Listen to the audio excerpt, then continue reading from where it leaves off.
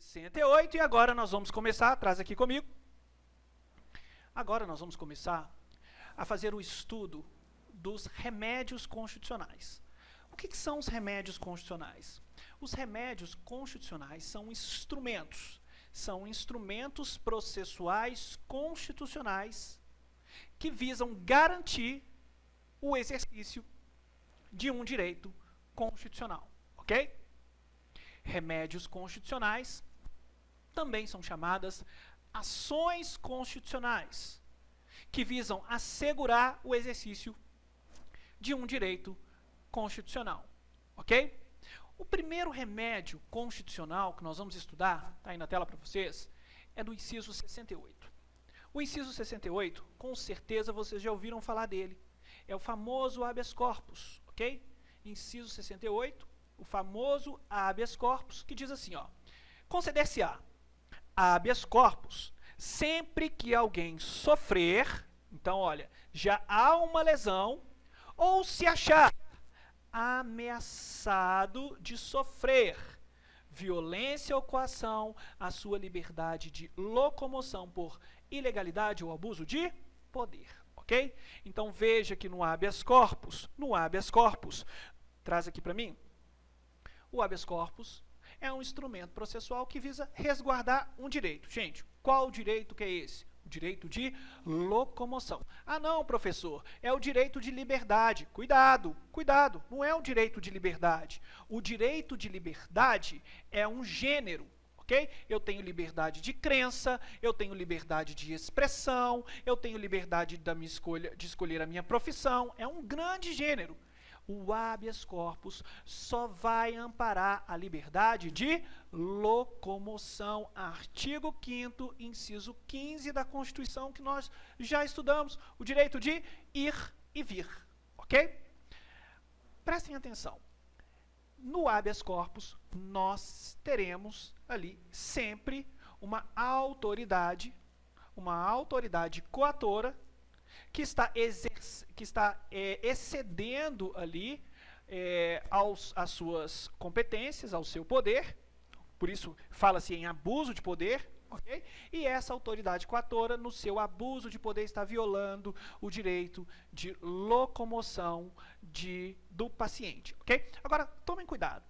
Aquele que sofre ou está ameaçado de sofrer a violação ao seu direito de locomoção, nós chamamos de paciente. É o paciente. O paciente é aquele que está preso, ou que vai ser preso a qualquer momento. Ok? Outra informação. Quem impetra o habeas corpus, a gente chama de impetrante. Quem que é impetrante? Impetrante é aquela pessoa que pode ser, inclusive, o próprio paciente, mas não necessariamente ou sempre será o próprio paciente o autor, o impetrante do habeas corpus.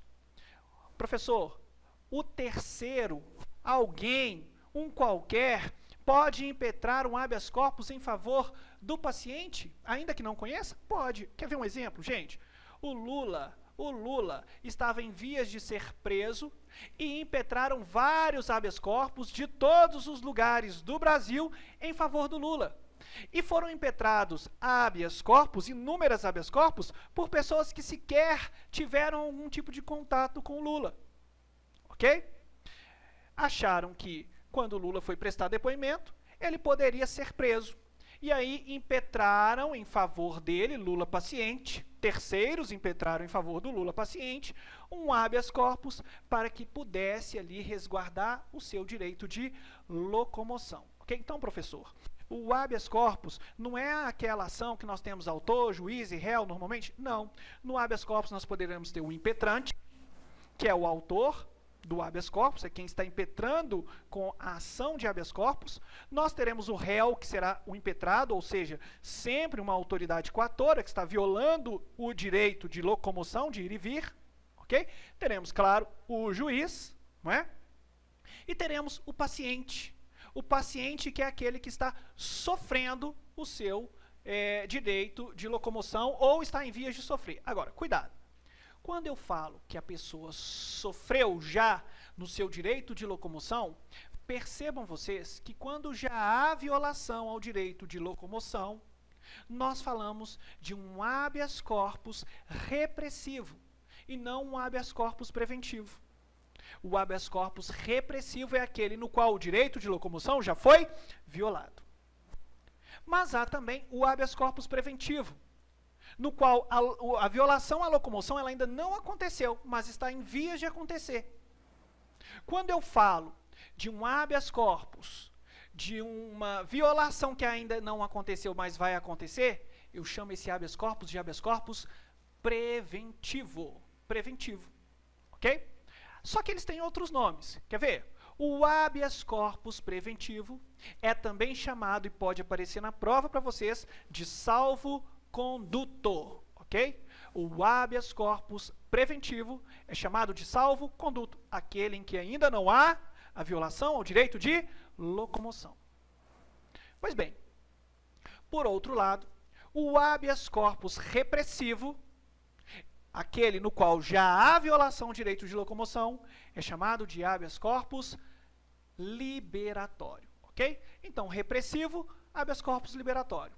Habeas corpus preventivo, salvo-conduto, ok? Já me fizeram uma pergunta em relação ao habeas corpus e eu quero responder para vocês. Pessoa jurídica pode ser paciente no habeas corpus? Claro que não. Uma pessoa jurídica não vai ter nunca o seu direito de locomoção violado. Mas, cuidado, uma pessoa jurídica pode impetrar um habeas corpus em favor de um paciente, de alguém, pessoa física, que esteja sofrendo no seu direito de locomoção. Professor, um Instituto Lula pode impetrar um habeas corpus em favor do Lula? Pode. Pessoa jurídica pode ser impetrante de um habeas corpus, ok? Naturalmente que pode. Não pode ser paciente. Ok, gente? Resolvido habeas corpus, vamos estudar o próximo remédio constitucional.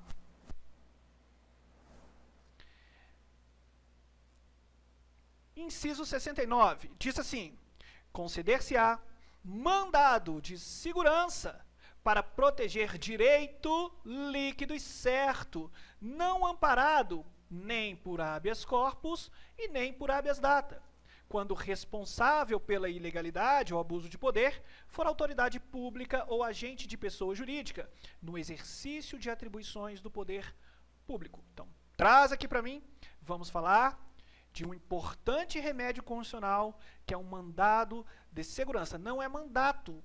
Professor, você escuta mandato, toda hora vem um aluno e fala mandato. Não é mandato, é mandado. Mandado é uma ordem. O que se busca numa ação de mandado de segurança é uma ordem de segurança. Para quê? Qual é o objeto? O que se busca com o mandado de segurança e por que que foi impetrado o mandado de segurança? Porque houve uma violação a um direito líquido e certo, ok? No habeas corpus, o objeto é a liberdade de locomoção. No mandado de segurança, o objeto é a violação a um direito líquido e certo. Professor, o que, afinal de contas, é um direito líquido e certo? Direito líquido e certo é aquele que é comprovável de plano. Um direito líquido e certo é aquele que é comprovável de plano, ele é comprovado de plano. Vou dar um exemplo do prazer. Imaginem vocês vão fazer a prova do concurso do TJ, ok? Vou mandar energias positivas para vocês. Você sabe que no concurso do TJ tem lá 10 vagas. Mas você, aluno aqui do Provarium, foi aprovado em primeiro lugar no concurso do TJ. Quando você é aprovado no primeiro lugar do concurso do TJ, dentro do limite do número de vagas, nasce para você um direito líquido e certo de tomar posse daquele cargo. Ou seja, você consegue comprovar que você passou? Consegue. Homologou o concurso, está lá seu nome em primeiro lugar? Está lá. Você obedece todos os requisitos para ocupar aquela vaga? Obedece. Você acertou as questões na prova, passou por todas as etapas do concurso? Passou.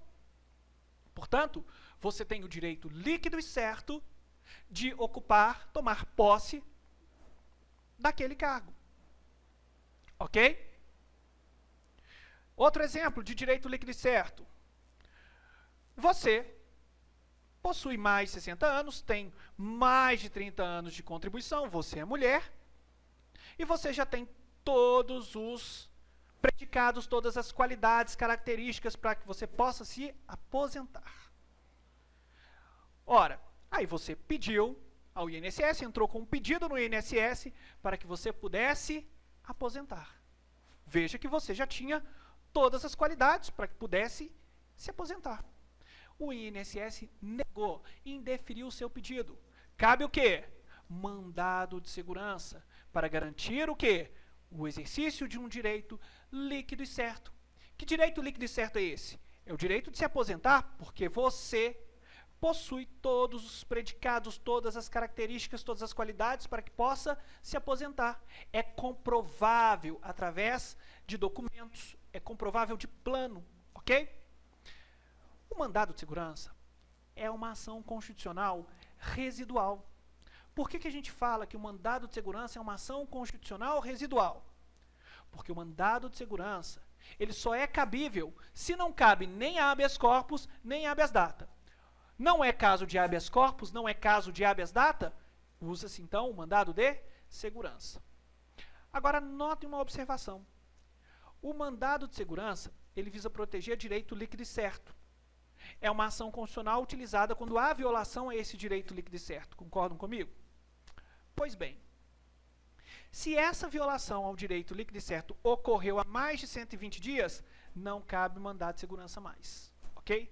Portanto, pessoal, uma característica do mandado de segurança é que é um remédio constitucional, uma ação constitucional que tem prazo, é tempestivo, ou seja, a violação tem que ter ocorrido há menos de 120 dias. Se passou de 120 dias, não se fala mais em mandado de segurança, ok? Lembrando que existe um mandado de segurança individual, existe um mandado de segurança coletivo. O mandado de segurança coletivo, aí na tela para vocês, ele está previsto no inciso 70. Olha aqui. O mandado de segurança coletivo pode ser impetrado por partido político com representação no Congresso Nacional. O que é essa representação no Congresso Nacional? Esse partido político aqui, gente, ó, esse partido político aqui, ele tem que ter ou um deputado federal ou um senador lá no Congresso Nacional, ok? O mandado de segurança coletivo também pode ser impetrado por organização sindical, entidade de classe ou associação legalmente constituída e em funcionamento há pelo menos um aninho, constituição ânua, mas sempre devem agir em defesa dos interesses de seus membros ou associados. Portanto, nós temos um mandado de segurança individual e nós temos um mandado de segurança coletivo que pode ser impetrado aqui, ó, de acordo com a linha A, partido político com representação no Congresso Nacional ou por organização sindical, entidade de classe, associação legalmente constituída e em funcionamento há pelo menos um ano em defesa dos interesses de seus membros ou associados, ok? Pois bem, próximo remédio constitucional, aí na tela para vocês, é o chamado mandado de injunção. O mandado de injunção, que está aqui, ó, inciso 71, diz o seguinte: conceder-se-á mandado de injunção sempre que a falta de norma regulamentadora torne inviável o exercício dos direitos e liberdades constitucionais e das prerrogativas inerentes à nacionalidade, à soberania e à cidadania. Traz aqui para mim, deixa eu explicar para vocês, o mandado de injunção. O mandado de injunção também é um remédio constitucional. E esse importante remédio constitucional, que é o mandado de injunção, ele é utilizado quando, professor? Qual é o objeto dele? Gente, existe um direito constitucional estabelecido pela Constituição. Só que aquele direito constitucional que está estabelecido pela Constituição, aquela norma constitucional, ela só vai poder ser exercida se houver uma regulamentação. Se o Poder Legislativo ou quem tinha a atribuição de fazer a regulamentação tivesse feito. Mas não, professor, não fizeram a regulamentação. Não há regulamentação. Bom, se não há regulamentação, alguém deixou de trabalhar. há uma falta de uma norma regulamentadora. E esta falta de norma regulamentadora está inviabilizando pessoas de exercerem um direito constitucional estabelecido pela Constituição. Professor, dá um exemplo? Dou vários. Primeiro exemplo. Direito de greve do servidor público federal. O direito de greve dos servidores públicos não está regulamentado. O servidor público hoje, para que ele possa exercer o seu direito de greve, como não está regulamentado, ele deve impetrar um mandado de injunção. Professor, então, aquele servidor que sabe que possui o direito de greve, mas não pode exercer por falta de regulamentação, para que ele exerça, basta que ele impetre o mandado de injunção? Exatamente. É isso aí. Ok? Um outro exemplo. Artigo 18, parágrafo 4º. Artigo 18, parágrafo 4º, traz regras de criação do município. Nós temos lá que, para criar municípios, tem que ter plebiscito, tem que ter lei complementar federal. Opa! Há lei complementar federal que permita que se crie municípios hoje no ordenamento jurídico brasileiro? Não. Não há. Não há. Então, nós estamos diante de uma norma constitucional de eficácia limitada, ou seja, aquela que ela até produz algum efeito, mas ela não produz todos os efeitos porque falta regulamentação. Exatamente. O que se pode fazer? Ora, pode impetrar um mandado de injunção. O mandado de injunção também pode ser coletivo, embora não haja previsão na Constituição do mandado de injunção coletivo. O mandado de injunção coletivo está na lei do mandado de injunção, que é a Lei 13.300, e pode ser impetrado pelo Ministério Público, pela Defensoria Pública, por partido político com representação no Congresso Nacional, por entidade de classe, associação legalmente constituída há 1 ano, ok? Então, do mesmo modo que existe mandado de segurança individual ou coletivo, existe também mandado de injunção individual ou coletivo. Ok? Na tela para vocês, próximo remédio constitucional, inciso 72, conceder-se-á habeas data. O habeas data, ele será concedido aqui, para, primeiro, assegurar o conhecimento de informações relativas à pessoa do impetrante, constante de registros ou banco de dados de entidades governamentais ou de caráter público, ok? Ou seja, só pode ser dados constantes de registros ou bancos de dados de entidades governamentais ou de caráter público. Não adianta buscar dados, impetrar habeas data, para buscar dados pessoais da pessoa do impetrante contra empresa privada. Não adianta. Não adianta, a não ser que essa empresa privada seja de caráter público. Por exemplo, Serasa, SPC, ok? São entidades privadas, porém de caráter público. Ok?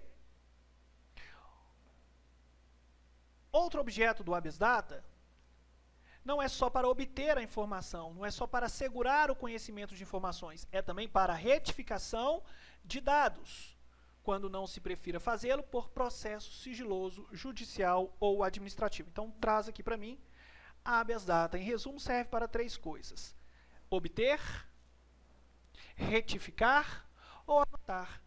Obter o quê? Anotar o quê? Retificar o quê? As informações da pessoa do impetrante. Então, não é possível que alguém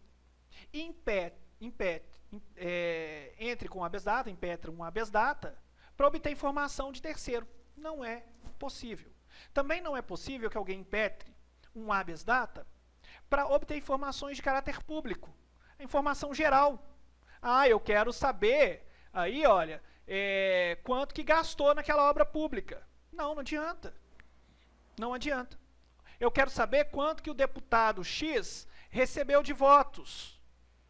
Veja, o habeas data é um remédio constitucional impetrado somente para obter dados da pessoa do impetrante. Para 3 coisas: obter a informação, anotar a informação ou retificar a informação. Ok? Detalhe acerca do habeas data. É preciso que haja, para impetrar um habeas data, é preciso que haja o esgotamento da via administrativa. É preciso que haja uma recusa das entidades governamentais que possuem os dados, ou de caráter público que possuem os dados, para que o impetrante, a pessoa que busca ali os seus dados, possa impetrar um habeas data. Ok? Pois bem, esse é o habeas data. Próximo remédio constitucional na tela para vocês.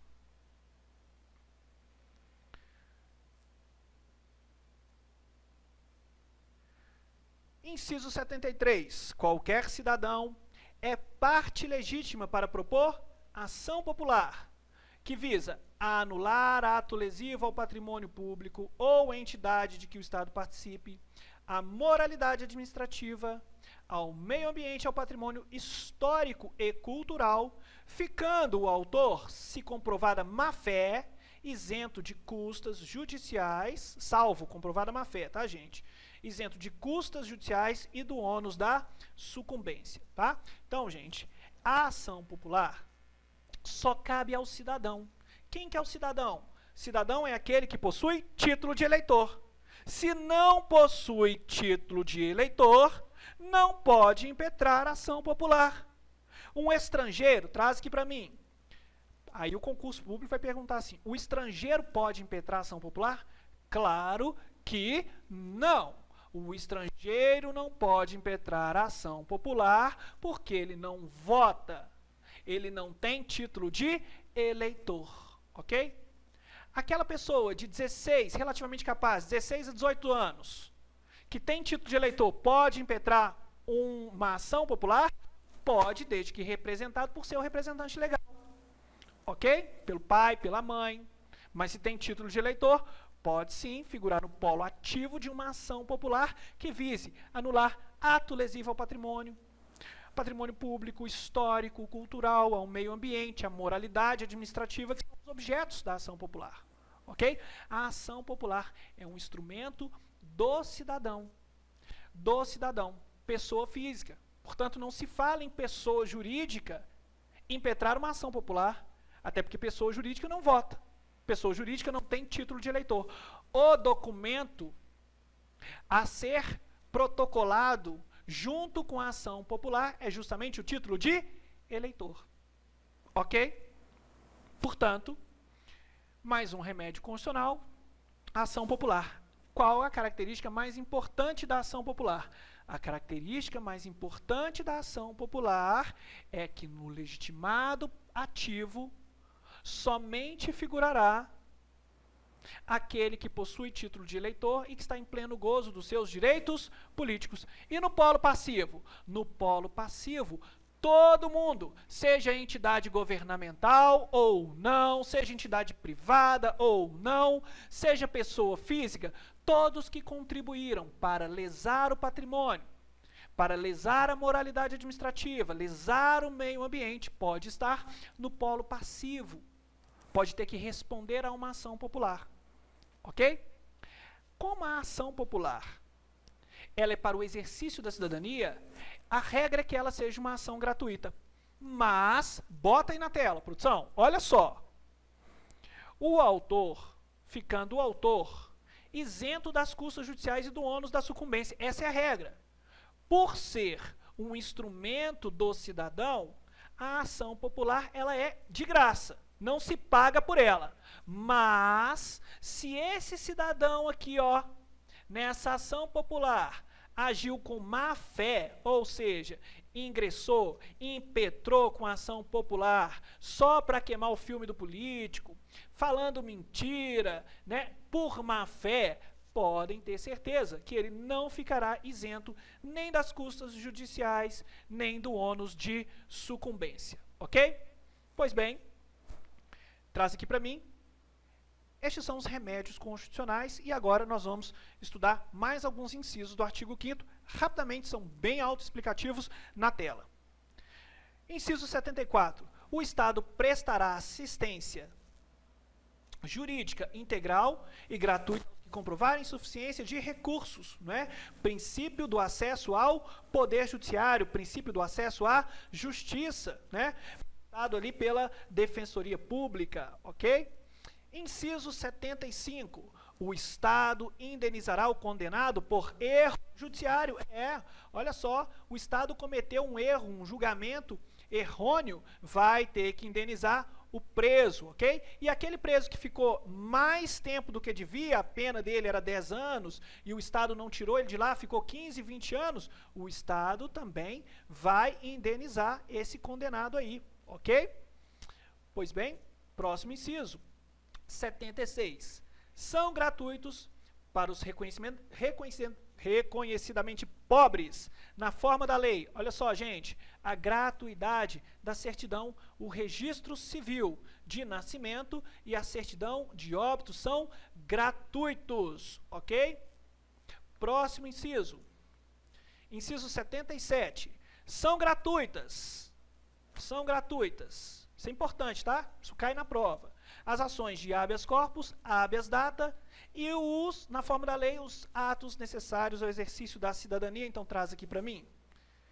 Na prova para vocês, vai perguntar: quais remédios constitucionais são gratuitos? O habeas data e o habeas corpus e a ação popular. Mas a ação popular só que com um detalhe.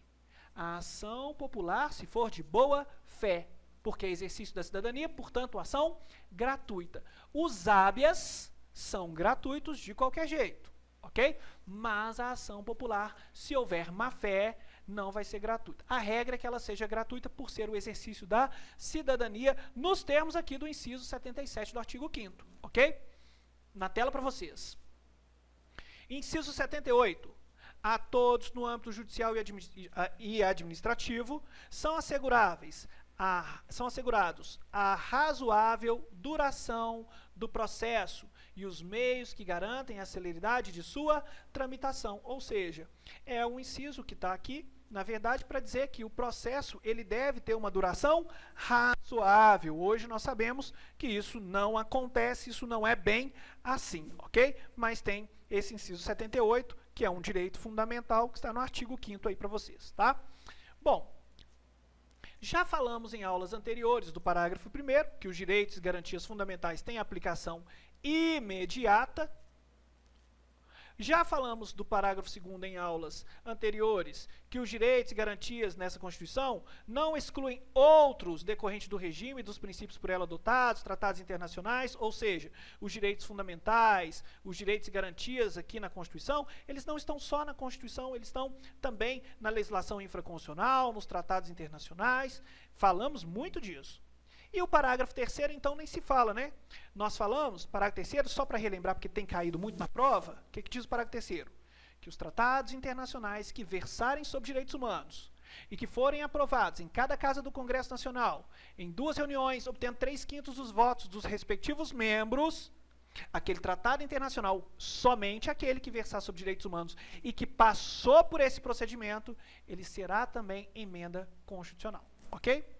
Aconteceu isso com um tratado internacional apenas, que é hoje o Decreto-Lei 6949 de 2009, que é a Convenção Internacional das Pessoas com Deficiência e seu protocolo facultativo, ok? Então foi um tratado internacional que o Brasil foi signatário, passou pelo Congresso Nacional, em 2 reuniões em cada casa do Congresso, obteve mais de 3/5 dos votos dos respectivos membros em cada uma dessas reuniões e, portanto, virou norma constitucional, ou seja, está lá no topo do ordenamento jurídico.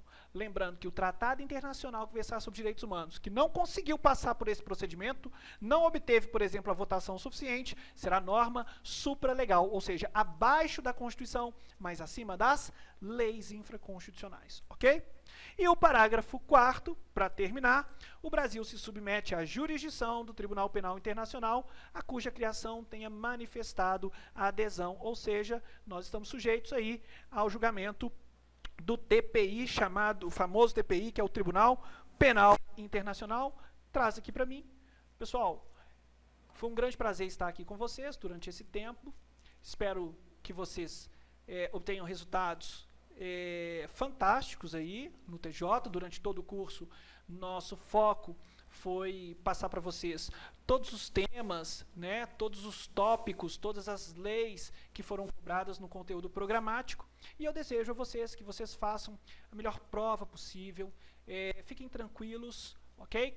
Tranquilidade na hora da prova, concentração, ok? Vocês estudaram aqui e eu tenho confiança, plena confiança de que vai dar muito certo. Apesar do número de vagas não ser tão atrativo, o TJ chama bastante, ok? Então mantenham o foco, mantenham a esperança e olha, no dia da prova, certeza que vocês irão se lembrar de nós aqui, professores, principalmente no momento da prova, ok? Então façam a prova com muita calma, com muita tranquilidade que vai dar certo. Muito obrigado por terem escolhido aqui a nossa equipe, a equipe do Aprovário, e eu aguardo vocês aqui para futuros cursos, né, para outras oportunidades, outros certames, outros editais que teremos aqui, ok? Eu e a minha dileta e a minha fantástica equipe de professores, ok? Um grande abraço para vocês, até lá, tchau, tchau.